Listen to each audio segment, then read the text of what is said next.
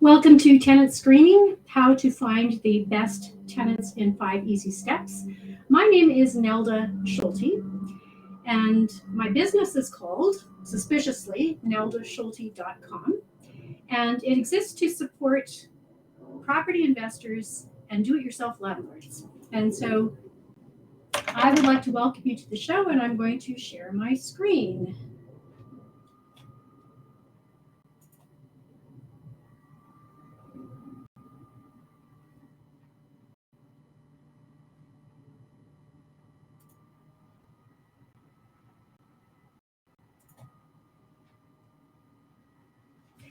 As I mentioned, this webinar is called Tenant Screening, how to find the best tenants in 5 easy steps.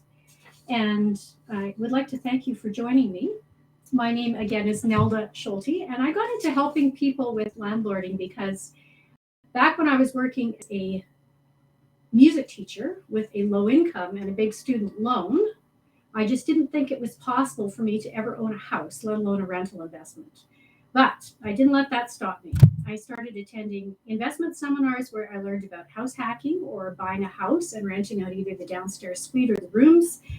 And that helped to pay the mortgage. And all of a sudden, a big light bulb went off in my head. And I thought, hey, I think I can figure this out. I can do this. I can afford this. And once I bought the house, I realized that there was a whole lot more to learn than just buying the investment property, that there was also the management of the house and the management of the tenants. And that was something that was a huge, steep learning curve for me. And that's what I want to help people with, because I stepped in a lot of landmines, and I would like to help investors and do-it-yourself landlords bypass those landmines that I stepped in. Because as we know, mistakes in real estate have very serious repercussions. They have legal repercussions, and they are very costly. And I want to help you avoid as many financial, emotional pain points as possible. So if you're wondering what qualifies me to teach this webinar, I've been a property investor for over 18 years with properties in Alberta and BC. And then for 5 years, I co-ran a residential Alberta property management business with my husband, Gil. And I have also worked for the Real Estate Council of Alberta, or RECA, as a writer for the legislated real estate programs for the practice of property management. So I do have a bit of a background in this. I also have a website, which is neldaschulte.com, and you can join and post landlording investment questions. And on my website, not on my website, on my Facebook account. So my Facebook is Real Estate Investment Resource Network. That's my group. And I offer many free resources, and you're welcome to join and ask questions and to be supportive of other people, and they're there to be supportive of you as well. I also offer many free resources, including a free membership area with articles on specific landlording topics, worksheets, and even a free course, and that's on my website, neldaschulte.com. So if you'd like to join, it's free, and you've got tons of resources to help you out in your journey as a real estate investor and landlord. So who is this course for? If you have no experience, or some experience, or lots of experience, you're definitely in the right place. So everyone is welcome. And if you're completely new to being a landlord and you have no idea how to find tenants, this is the right place for you, because this webinar is going to give you lots of really valuable hands-on tips that you can use in your practice, and they'll get you on the right course. And if you have some experience but you weren't necessarily crazy about your results, then this is a good course for you too, because this webinar will help kind of course correct. It'll show you what areas you need to focus on, and it'll help you get back on the right track so that you're getting the results you want. And then if you're experienced but you're not necessarily happy with your results, then this is the right program for you too, the right webinar, because again, there's lots of tips and tricks here and processes that I've honed over the years, and they can help you with your business. Also, if you are very experienced and you have lots of great procedures and tips of your own, by all means share them with the rest of the group. Now I can't really see any comments when I went into full screen share here, so I'll have to wait until my webinar is done to be able to answer any of your questions or see your comments. But I'm very happy to see them one way or another.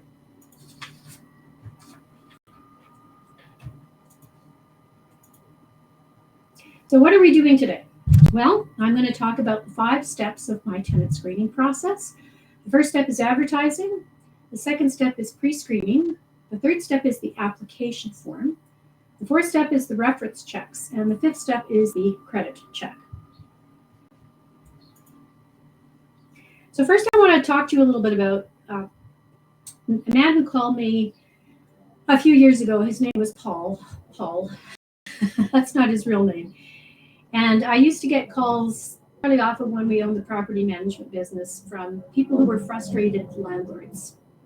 And Paul was at his wit's end because he bought a house as an investment property. He put $100,000 into it. He created 2 suites, and the tenants upstairs were fine. The tenants downstairs were causing him all kinds of problems, and they were threatening to sue him. And he was really freaked out by the whole thing and very frustrated because they wouldn't leave. And he didn't know how to get rid of them, and he didn't know how he got them in the first place. And it was just really a bad situation for him. So I asked Paul, I said, let's just back up here and just tell me, what you did with your process of what you have. And that'll determine what advice I give you. I said, firstly, do you have an application form or a lease? And he said, no, I don't. And I said, did you run a credit check or run reference checks? And he said, no, I didn't do that. And I said, I'm just curious why you didn't do that. And he said, well, I really didn't want them to think I was a jerk.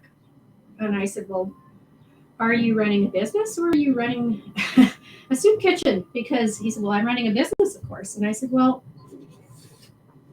if you're running a business, most businesses have processes, and people expect to follow processes in a business. For instance, if you're applying for a job somewhere, would you think that the employer was a jerk for asking you to fill in an application form and to provide him with references? And he said, well, no, of course not. And I said, why is that? And he said, well, it's a business. They've got a process. And I said, well, that's the first thing that we need to learn here, is that you're running a business. This isn't a charity, and your heart might have bled for the 2 people you thought were perfectly good tenants who sold him a really good cry story about why they needed to move in, and he bought it and he wanted to help them out, and it went bad for him. And I said, you just have to get yourself into a good screening process. And once you do that, 99% of your problems are going to be gone. So that's what this event is about. It's how to screen quality tenants. And it doesn't mean that you're a jerk by running this process. What it means is that, we all want to be able to trust people, but you still need to do your due diligence when you're doing a business. And that's what this is about. This is how to do your due diligence. What are the steps? How to go about doing it so that you're screening out the bad people and you're only keeping the good people. So let's jump right in. This is the first step. The first step is advertising. So who do you want as a tenant? And then you need to choose which online platform you're going to advertise in. And you need to learn how to write your ad to attract tenants. You need to check comparable properties so that you can figure out what good pricing would be for your property. Then you need to post your ad and monitor the results. And then depending on what the results are, then you need to tweak your ad. So we'll go into these steps in a little bit more detail. So the first step is advertising. And the questions I'm asking are, who do you want as a tenant or tenants? And that might sound like kind of a silly question, but really every property in every neighborhood fits a certain niche of tenant. And you need to figure out what those things are so that you know how to write your ad to attract the type of tenant that will work really well for your property and for you as a landlord. So to figure that out, you start by taking a look at your property and the neighborhood and just look around. Is it a starter home for people who are new to Canada? Is it a place where young couples start when they rent their first property? Is it a big place with for a large family in an upscale part of town? Um, you just need to take a look at the property and ask yourself who lives in this neighborhood, who would best live in this house or this condo or apartment. And then you need to take a look at all the amenities that are close by. Is it near a main artery? Is it near a bus stop? Is it near schools, shopping, that kind of stuff? And that'll let you know who fits well in the neighborhood. And then you need to ask yourself how many people you want in your property. And do you want short or long-term tenants? And do you allow pets? And if so, what kind? And then the next step is to choose an online platform or platforms that are well known to tenants who are looking for properties. And then you need to write the ad from the tenant's perspective because you want to attract your ideal tenants. So this ad is kind of an example of a specific niche that we advertise for. And I'm just going to back up a little bit. Why would you want to figure out who you want as a tenant first? And I mean, the main reason is if you've got a bachelor condo that only allows one person and no pets. Obviously, if a family of 10 people call you and they want to move into the condo, I mean, they might be perfectly comfortable living in a very small space, but if your condo only allows one person and no pets, you obviously can't have a big family living there. If you have a big 5-bedroom property with 4 bathrooms and a fenced yard, obviously that's a place that's going to cater more towards families and probably pets because it's got a fenced yard. So this ad, A Beautiful Place an Empty Nester Can Call Home, was written for a townhouse in a seniors complex. So it's a legal senior complex. And the title of the ad appeals to seniors. Plus, and I don't know if you could speed read, but there's mention throughout the ad of ease of access to amenities because probably within about a block there was a doctor's office, an optometry clinic, there was shopping, absolutely everything a person would need with either within a block or walking distance or a very short drive. The landscaping and green space was also a really nice feature. A lot of seniors don't work full time or they don't work at all, and they like to have something really nice to look at. And this was a really lovely area. So this ad was written to attract seniors because it was a seniors only complex. And that's exactly who ended up renting the property. This ad, furnished or unfurnished, 3-bedroom, 2.5 bath in beautiful Mackenziestown, was written to be targeted to a small family because Mackenziestown, especially that area, was a townhouse complex, is a really lovely new family-friendly area, and it attracts young professionals. That's what you see in that area. And that's exactly the type of person that this ad attracted, and we ended up renting it to a family of 4 who were perfectly thrilled to be living in that area. Now, word of warning, if you write your ad saying that you don't take any spaghetti monsters, it could potentially get you into hot water. Not because there's a real spaghetti monster in the world that you're discriminating against, but because you have to be careful that your advertising does not exclude anyone based on race, religion, sexual orientation, or any of the grounds specified in the Alberta Human Rights Act. If you would like to take a look at the Alberta Human Rights Act, I'm putting up the website right now, and it is good to read that over. In Alberta, I don't see a lot of people suing landlords about human rights violations from ads. However, in Ontario, it is more common. So you really do need to be careful. So what should you not say? Well, if you say adult building or not suitable for children, then you're excluding children. If you say must have working income or must provide proof of employment, then you are excluding people who are not employed. If you say seeking mature couple, you're excluding anyone who isn't senior. If you're saying ideal for a quiet couple, you're excluding anyone who's not a couple or maybe not quiet. Quiet usually implies children, so then you're excluding children and singles. Suitable for single professional, again, it's exclusive. Perfect for female student, you're excluding males and anyone who isn't a student. Suits mature individual or couple. Again, it's exclusive because you're saying individual or couple, and great for working folks or students. Again, those are terms that are used that sound like they're excluding some people, and so you have to be careful that you don't put those in your ad. Also, saying things such as not soundproof may indicate a bias against families with children, or and also no pets. And this one's a bit of a dicey one, because even though you can specify no pets in your property in Alberta, under the Human Rights Code, if you've got a person who has a disability and they have a service animal, such as a guide dog, then you can't deny them access to any kind of housing based on a no pets rule, because a service animal is not considered a pet under the Human Rights Code. So just be aware of that. So to summarize, we've talked about who to attract, what kind of a tenant you want, how to attract them with your ad, what not to say with human rights. And we're going to move on to how to calculate the rent. So calculating the rent is a big one.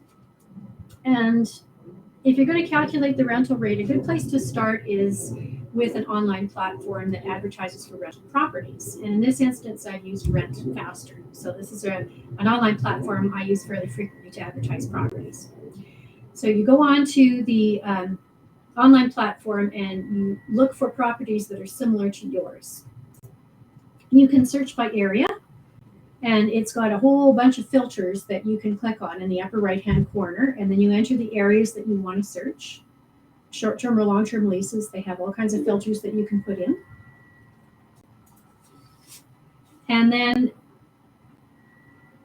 it's going to pull up properties that meet your search criteria in the area that you specified. So it's really great information. You can click on the individual ads to see which ones are most popular, which ones rent fasted, which ones are most similar to yours in age, size, and amenities. And then you can see how they're worded and what types of pictures they have, and see how your ad compares to them, or your property, how your property compares to that. And that'll give you a fairly accurate view of pricing. There's some other neat tricks too with this platform. So here's an image of the filter. It lets you know the type of property, so you click in that, the number of bedrooms, bathrooms, whether it's furnished or unfurnished, and proximity to an address or community. So those are the filters that it has: the property, bedrooms, furnished, unfurnished, the communities that it's in. It's a good idea to choose your community and maybe 2 or 3 surrounding communities. And then when you're done, you click search, and then it pulls up all the properties, and you can see what kinds of properties are out there and what people are paying for them. Now here's another neat little trick in Rent Faster. If you want an overview of pricing, there's a little feature underneath of the My Account. It's called Pricing Tool. You can see it right under the inbox here, and it's in Rent Faster. And what it does is it gives you search results for the number of rentals in the communities that you chose, the minimum price, the maximum price, the average price. So it's an extremely useful tool. Of course, you can search other platforms as well for comparables, and this isn't the only one, but I'm saying that if you are wanting to price your property and it's the first time you have listed it, it's a good idea to check out the ones that are popular, such as RentFest or RentBoard in our Alberta landlord area. There are also other platforms as well that are also good. So once you've posted your ad, you can view the stats. So you're going to start seeing if people are looking at your ad, and you will know if people are actually interested in biting, because they will start texting you, emailing you, calling you. And the view summary gives you today, this week, this month, and the total of views. So that's very helpful as well. So once you've posted your ad, you're going to have several different scenarios. So you might have lots of views, but no one's calling you, no one's emailing you, no one's trying to get hold of you. You might have low views, and maybe people aren't calling you either. You could have low views and tons of calls. I've seen that as well. You could have tons of calls, tons of showings, tons of appointments, and people are wanting to rent it like crazy, which is a happy dilemma. Good for you. That means you hit the sweet spot with pricing and with wording and everything. Great. Or you can have lots of appointments and no applications, and that's happened too. So what do you do in these scenarios? What do you do to course correct so that you get people biting, filling out applications for your property? Well, if you have lots of views and no calls, the first thing to do is, well, one of the things you can do is drop the price. So I usually recommend dropping it by $50 a week, and you'll see if you start getting any nibbles. If you're getting tons of calls and showings and appointments, and you've got a lot of application forms, like what happened with a friend of mine, and she's like, I don't know, I just turned my phone off and I'm taking the ad out because I've got 200 calls and I've got five applications and I don't have time to go through all of them. And I said, okay, well, what you can do is raise the price, and that way you end up with fewer people. You have people who can afford a little bit more, so you're getting more money for your property and you don't have to filter through so many applications. And that's a happy dilemma. If you have low views, there are a few things you can do. You can change the main picture of your ad, because sometimes the feature picture that you think is what people will be looking for isn't what tenants look for. For instance, I had a basement suite in our house in Calgary that I was advertising, and I thought that everybody would really be interested in seeing a picture of the kitchen, because the kitchen was brand spanking new. It was huge. It had 3 big windows. It was a beautiful, airy space that people could cook in. But we weren't getting that many views or that many calls. So then I changed the main picture to the side entrance, which has this bright red door. And I opened the door, and the door showed a picture of the open door, which has all these colorful wall hangings. And when I did that, my phone started ringing, and I ended up renting it fairly quickly afterwards. So it was, I think, just the splash of color that differentiated it from all the other ads that were all kind of more, maybe more generic looking. The other thing you can do is you can add color to the picture, like potted flowers, bright picture on the entrance walls. Sometimes I've asked landlords when we had a property management business to paint the door a different color. So they paint it yellow or red, or something that popped when you looked at the ad. And that was effective as well. And then, of course, the third thing you can do is drop the price. And don't drop it drastically to start out with. Just start in $50 increments and see what happens. So what happens if you have lots of appointments and no applications? So you've got lots of people interested in the property. You're doing lots of showings, but no one's pulled the trigger. So we had a really nice condo in Eau Claire that had lots of showings, probably 10, 15 a week, but we didn't have any applications. So I started asking the people who were there during the showings. I said, what would make you pull the trigger? What would make you want to rent the property right now? And most of them said something along the lines of, well, we love the area, we love the building, but for the same price, I can get a brand spanking new condo with new appliances, and it's more current looking. So we brought that feedback to the owner of the property, and what she decided to do was change out all the appliances so that they were all new stainless steel. And she also did some painting, and she changed the hardware on the light fixtures and door handles and that sort of thing. And that made a huge difference. The whole place looked much newer, much more current, and it rented within a week after we made those changes. So people will oftentimes tell you what's stopping them from the property, renting the property. I had a basement unit that I was renting out, and there again, I was having trouble renting it, and I wasn't showing it. I had a property manager showing it, and the property manager said, well, the comments that are coming back are it's kind of a cold place. Temperature-wise, it was cold, and it's a little small for a 2-bedroom. So we changed the ad to be a 1-bedroom plus den, and then I made sure that the property manager came in an hour before and cranked the heat up so that people could feel nice and warm when they came in, and that made the difference. That got the suite rented. So the potential tenants who are coming for the showings are a really good source of information, and you can ask them and they'll tell you. They're usually pretty honest. They've got nothing to hide. So depending on what's happening with your results, you can tweak the ad. And I want to mention that advertising results vary from month to month and season to season. Um, Springtime is the best time of the year to be advertising a property. That's when properties rent the quickest. And we had a really, really nice property in a beautiful part of town on the southwest. It's like a 5-bedroom house, and the owner had us rent it in October, November, December. Those were the months that he was leaving, and we said, well, if we could rent it any sooner, that would be helpful, because that's kind of a low season. So we ended up changing the price a few times, and then we finally did get it rented. It took a couple months, but we got it rented. And then it came up for rent again, but this time it came up for rent in the spring. This time we hiked the price up, and we rented it very quickly. We rented it within about a week and a half. So the same property, we charged more. We advertised it in the spring. It rented very quickly. So could be the month, could be the season why your property is or isn't renting quickly. It could be the price, could be the inventory that's on the market too. Where should you advertise? Well, there are lots of places. There's Kijiji. I haven't had a lot of success with Kijiji, but many other people have. Rent Board, which I've mentioned, and Rent Faster are two places I really like. Some people advertise on Facebook Marketplace and have very good success with that.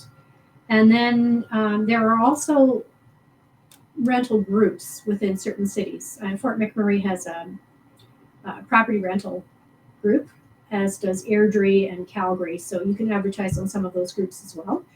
And you can also ask, if you've got a landlord-tenant association that, if let's say you move to a new city and you really don't know where people look for properties, you can ask them. You can call whatever their landlord-tenants association. They're usually nonprofits like Calgary Residential Rental Association or Alberta Residential Landlord Association, ARLA.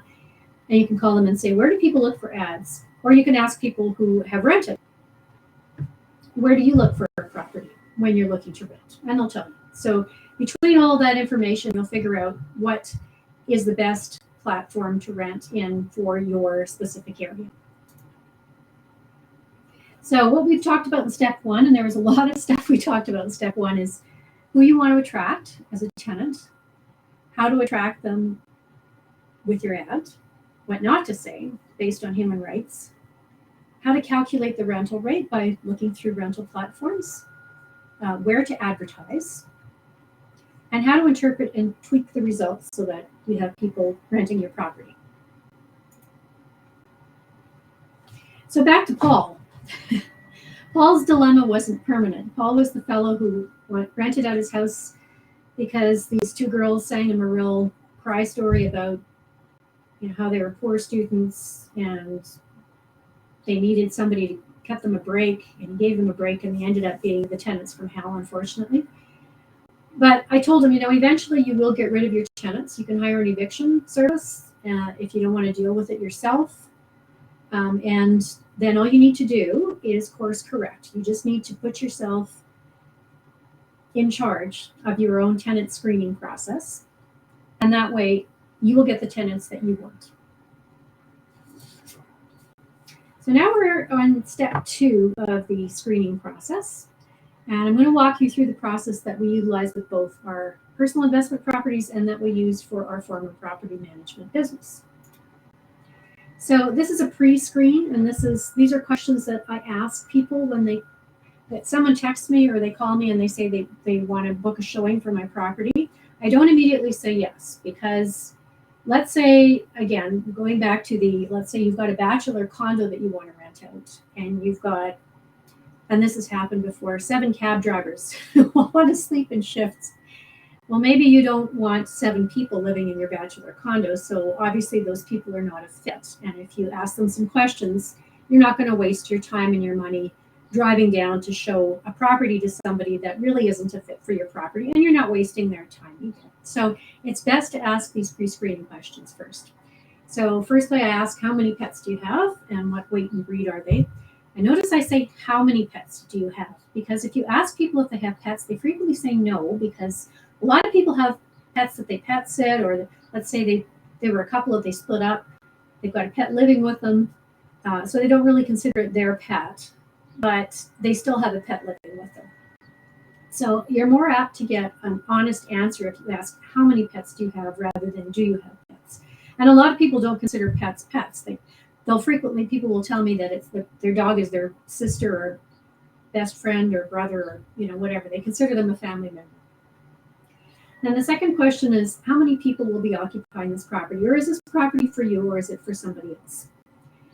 And I like to ask how many people, because and the people almost never give me a number. They always say things like, oh, my mother-in-law, and then my wife stays with me, and then her 2 kids from her first marriage, and then my best friend comes every other weekend. So they start telling you about the people, but they don't give you the numbers. So you can write down the numbers while you're talking to them and see if the number of people that they want to bring into your property is a good fit.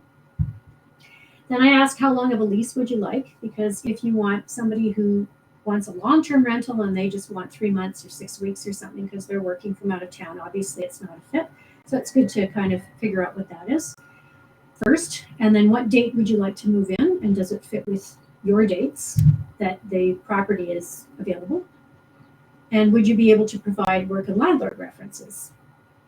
More on that later. Would you be able to give me permission to run a credit check? And why are you moving out of your current property? And you'll get some very interesting answers for that one.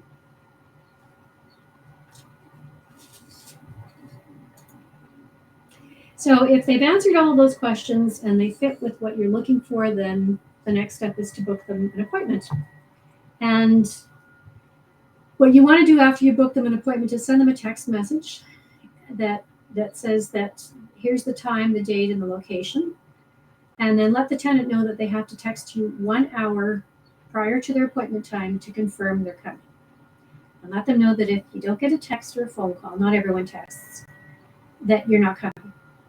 And that's going to save you a whole lot of time, because a lot of people will book appointments and they don't bother showing up. So you don't want to waste your time driving down, or waste your property manager's time driving down to show a property that no one had, or someone did not have any intention of showing up for.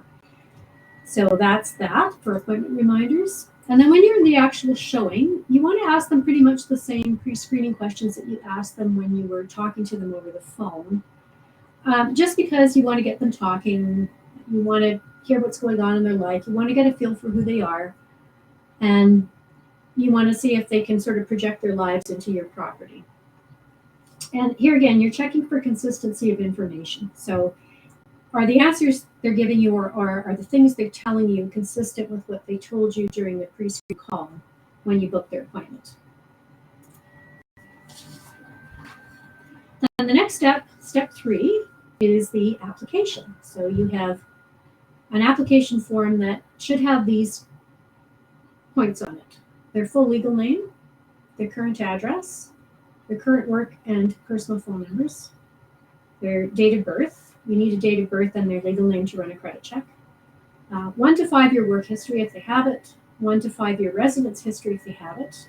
Some people have been homeowners and now they're renting because they're in between places, or they're divorced or whatever. They might not have a rental history, but they will have some kind of a residence history. And then you would like 3 work and 3 landlord references in an ideal world. You can ask for them.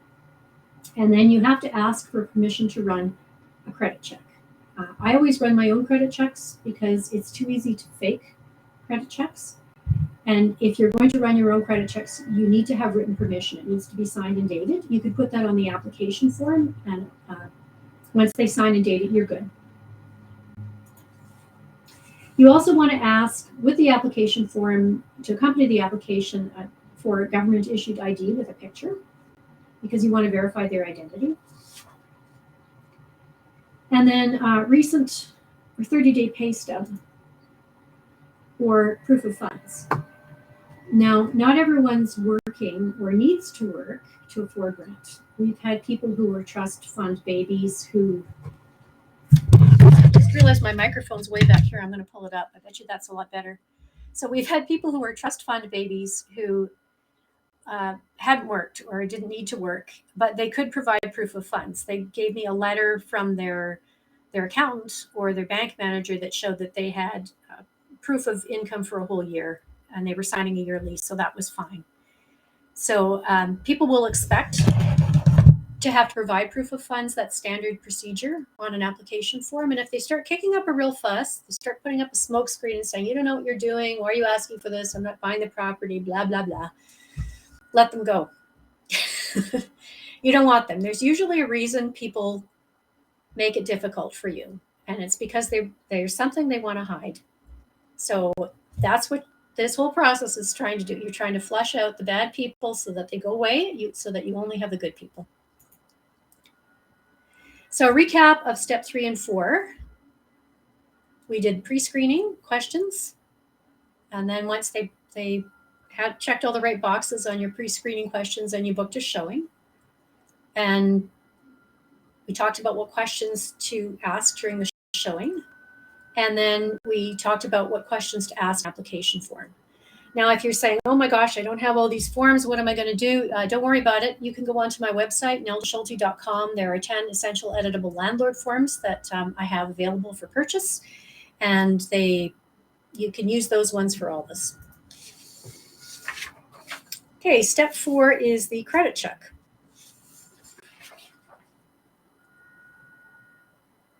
And I have a form for this as well. That's also in my landlord forms. So if you don't have the credit check, what's the word I'm looking for? If you don't ask permission to run the credit check on the application form, you can ask on a separate form. And I have that one included in my landlord forms as well. But you do have to ask permission if you're running the landlord check, and you do have to show proof if it ever comes up in court. Now we're in step 5, which is the reference checks. So how many reference checks should you ask for? Well, you should ask for landlord references, 3, a current landlord and 2 previous landlords, and work references. So 3 if they have them, and supervisors or managers if they have them. You should also run social media checks on all of your tenants and all of their references. And why would you do that? Well, you can verify people's identity on social media, and you can also verify if the information that they've listed on their application form is accurate. Oftentimes people will say they don't have a pet, and then you look at their Facebook post and every single picture of them has a picture with a dog. So obviously they have a dog. So, there's ways you can verify information on the application form. And then you also want to verify the references identification as well. And you can do that through LinkedIn or Facebook or any number of social media checks. Work references. Why do I ask for work references rather than personal references? Well, work references are more credible than personal references, because let's face it, if personal references their friend or their cousin or their mother, is that person going to say anything bad about them? I don't think so. So work references have more of an obligation to answer honestly, because they're representing themselves as an employee, but also they're representing the company. So there's a much greater chance of them giving you an honest answer. HR, of course, can only give you certain types of answers, but again, they're bound by professional ethics to give you an honest answer to. So when you're checking a work reference, you want to verify the company online. So take a look online, Google their address, make sure that it matches the application form. And then don't call the number on the application form, call the number that you found online. So if that takes you to the switchboard, then the person on the switchboard can let you know if that supervisor that they've listed as their work reference actually works there. Once you get hold of the work reference, you want to prepare your questions and ask them these. You can start with these. How long have you known this person and in what capacity? And what can you tell me about them? So usually they'll tell you about their reliability, their dependability, ability to get work done. They might tell you if they're a fun person or serious, or if they've got a neat and tidy office. They'll tell you all kinds of things. I always like to ask a question about, tell me a time they were in a conflict situation and walk me through how they resolved it. Because when you're a landlord and you have tenants, you're always not going to see eye to eye. Sometimes tenants have one way of looking at things, you've got another way, and you have to kind of hammer it out somehow. So if there's someone who resolves things and they are polite and respectful at work when they're dealing with conflict, then they'll probably be the same with you.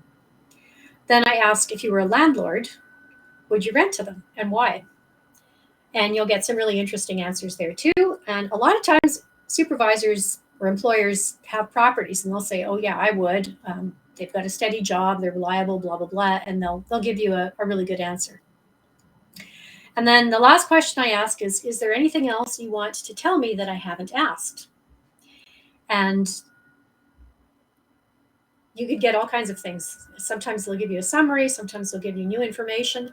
But when you're asking these questions, the big rule is to just ask the question and then stay absolutely quiet. Because silence makes people uncomfortable and they will work hard to fill the void. The more they talk, the better it is for you because the more information you have.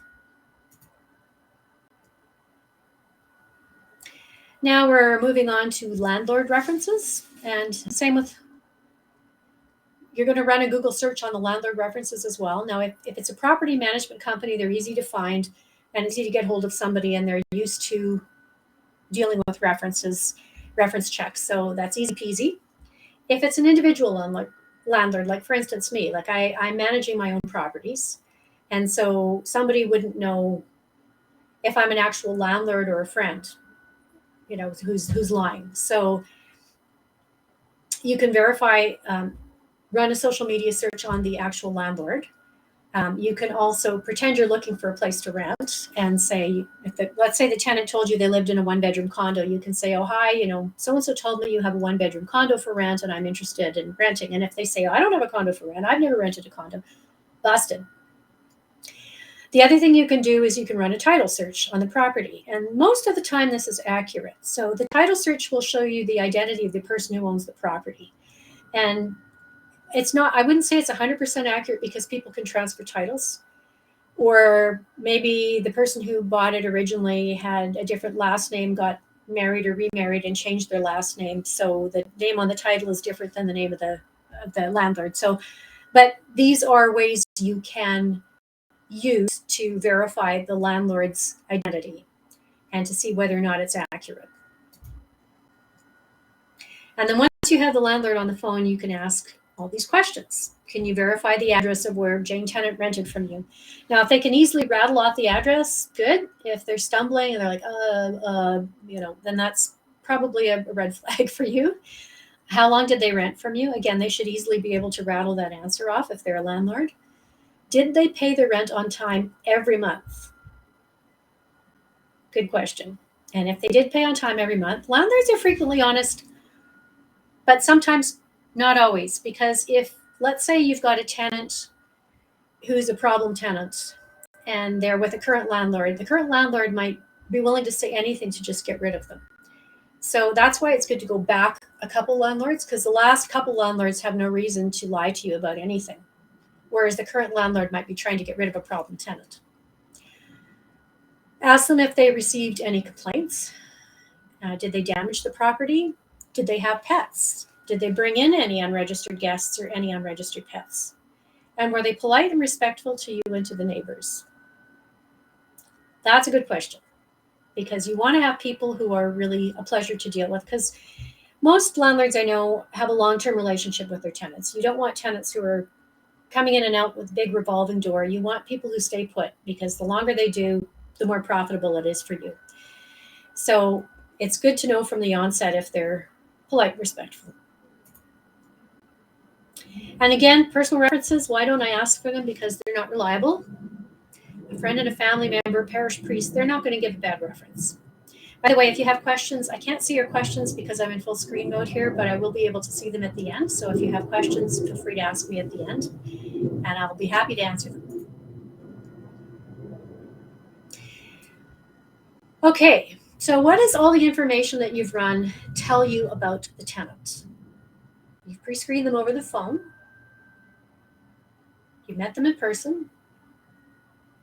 You've seen how they've acted towards you during the application process. That's very important. Are they willing to jump through the hoops? Are they polite? Are they respectful? Do they follow instructions? Or are they rude? Are they snarky towards you? Because if they're rude, let them go, because this should be them on their best behavior. Now you've seen their credit score. You've talked to their employers. You've talked to their landlords. and you check their social media profiles. So what's your impression of the tenant? Do you want them in your property? Do you want to work with them? It's up to you. Now, I think I need to backtrack a little bit on credit checks. Credit check, most credit check bureaus will tell you that the minimum score you should accept as a landlord, they have FICO scores, so numeric scores that are anywhere from 1 to 1,000. And the minimum credit score to let a tenant in usually is around 600. Or sometimes they give them letter scores as well. So A, B, C, D, E, F. But all of them give a numerical score. So 600 is the minimum, or close to 600 is the minimum. 600 means that they pay their bills on time. They might have a bit of a high debt load, but they pay on time every month. You want to check and see that they're paying their bills on time every month. They don't have any liens, collections. If they have any of those things, those people can come after them. Bankruptcy is a very different animal, because you could have really good people who've paid their bills on time every month for many, many years, and they got off the rails because life happened to them. There was a death of a child, a spouse. Maybe they got very sick and they couldn't work and they didn't have disability insurance. They lost their job. There are any number of things that can happen to people. But you want to see if their bankruptcy's been discharged, and you want to see what they're doing to bring their credit score back on track again. And I will frequently ask people for a letter from their bank manager, letting me know if their account is in good standing and if it's been in good standing for a year or however long the bank manager knows them. So if the bankruptcy's been discharged and their credit score is good, bankruptcies, I'm not that nervous about. History of non-payment or late payment, let them go, because rent payment is just another bill. And if they don't pay their bills on time, they're not going to pay their rent on time. And you don't want to go chasing after people for rent every month. You've got enough stuff on your plate as a landlord. All right, so in summary, we talked about advertising. Here are the 5 steps. Advertising is the first one. Pre-screening questions is the second step. Then the third step is the application form. The fourth step is the credit check. And the fifth step is verifying the references. When I've explained this process to new landlords, a lot of times they go, "Oh my God, won't this process scare the tenants off?" And my answer to that is no. Good tenants are happy to follow the process. They understand that there's a process to get a really nice place with a good landlord, and they're willing to jump through the hoops. And they also, it's kind of a funny thing, they want you to see what good people they are. They want you to see their landlord references, their work references. They want you to see their credit score. Usually people who are good tenants are happy to show that off. They're like a kid with a straight A report card, and they can't wait to show it to you. Bad tenants, on the other hand, are either going to get scared off by your process, or you're going to catch them in a lie somewhere on the application form, or there are going to be some inconsistencies. Now, on credit checks, you can also verify addresses, because they will show you their addresses and their workplaces. And if you see too many inconsistencies between the application form and the credit score, then that's a red flag as well. So you can catch people all along the line at any one of these processes. And if you start catching lies, they're probably bad tenants, and they'll either get scared off through the process, or they're going to show you all kinds of attitude, or they're going to be in a big rush. They're going to try and push you through your process so that you can't follow it. Don't do any of that. Just stick to your guns, follow your process, and if they want to leave, let them go. So now I'm just going to escape from here. I'm wondering if you have any questions. I had some questions that were emailed into me that I could share with you. But if you have any questions, you can post them in the private chat box, and I can see them and I can answer you.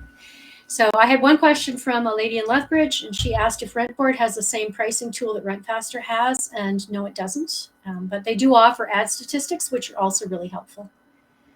And then we had another fellow from Calgary, and he said if he prices his ad at $2,000 this week and then he raises the price in 2 weeks, is that allowed? Yes, you can. you can't raise the price once somebody has actually applied for your place and you've accepted them. The price has to stay put. And especially if you put it on a lease, you absolutely cannot change the price. You have to follow the Residential Tenancies Act on that. But if you are advertising and you don't have a tenant yet, you can change the price. And we have Rita from Edmonton who is asking, do you get better results having a professional photographer take pictures of your rental property? Well, sometimes. Depends on your pictures.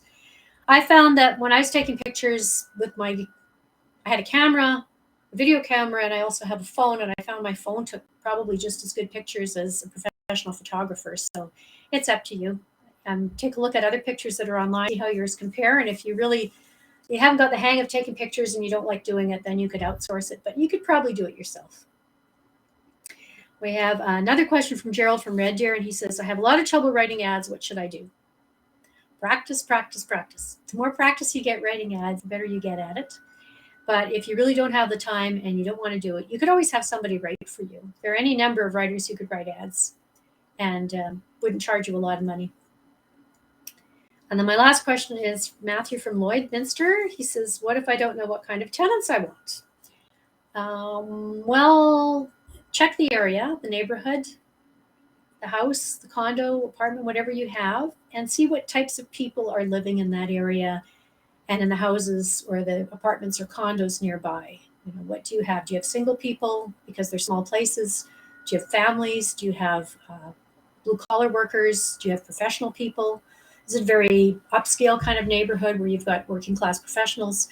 You'll see by looking at the neighborhood. And you can also check the ad statistics, and that will give you information too.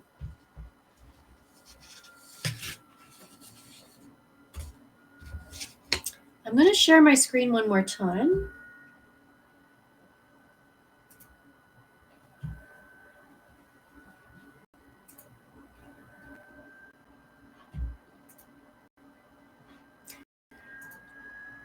So I have a special offer, and the special offer is that I'm giving you 2 free editable documents. You can email me at nelda@neldaschulte.com, and I'll send them your way.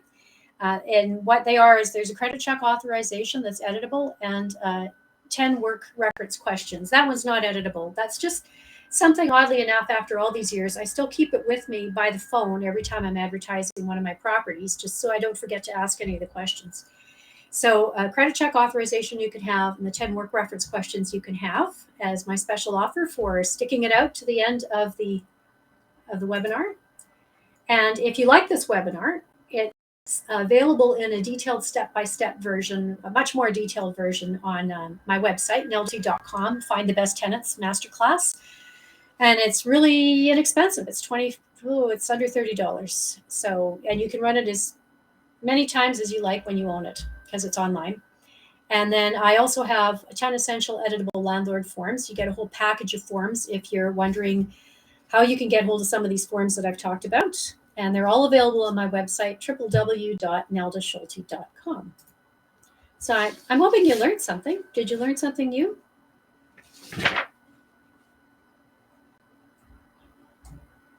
I'll exit here.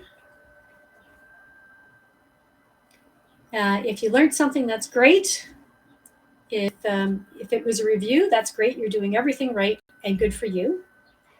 I'm just going to share this again.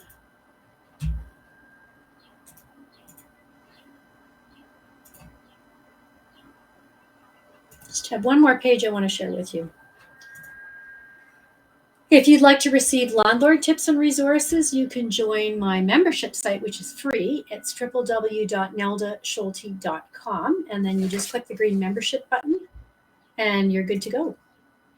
And I'd like to thank you very much for attending Tenant Screening, How to Find the Best Tenants. And my mantra is helping you achieve profits affordably. And you'll notice that all my courses or any of my forms that I have on my website are all very affordable. And I do interviews with industry experts too every Tuesday night. There's tons of free stuff on my membership site and tons of free stuff on my Facebook group and Twitter. So if you like this, that's great. I hope that I will see you again, and let me know how I can support you in your journey as a landlord, because I am here to support you and to help you move forward profitably and affordably.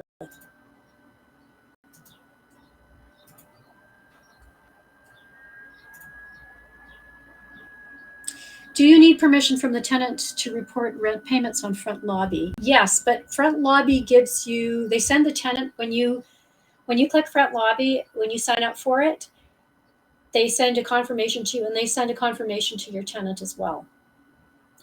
You can also tell them when you are bringing them on board as a tenant that you use front lobby, and this is how it benefits them. I love front lobby. I'm really glad you brought that up. Thank you for doing that. We want to get all the landlords in Canada on board so that we can all help each other out with good tenants. We can help good tenants out, and we also want to be able to share bad tenants so that fewer people get burned. So great question. Thank you for asking that, Carrie. If you don't have any questions, I'm going to thank you once again for joining me. It was my pleasure to serve you, and I look forward to keeping in touch with you and continuing to serve you and help you have a profitable landlord business. Thank you so much.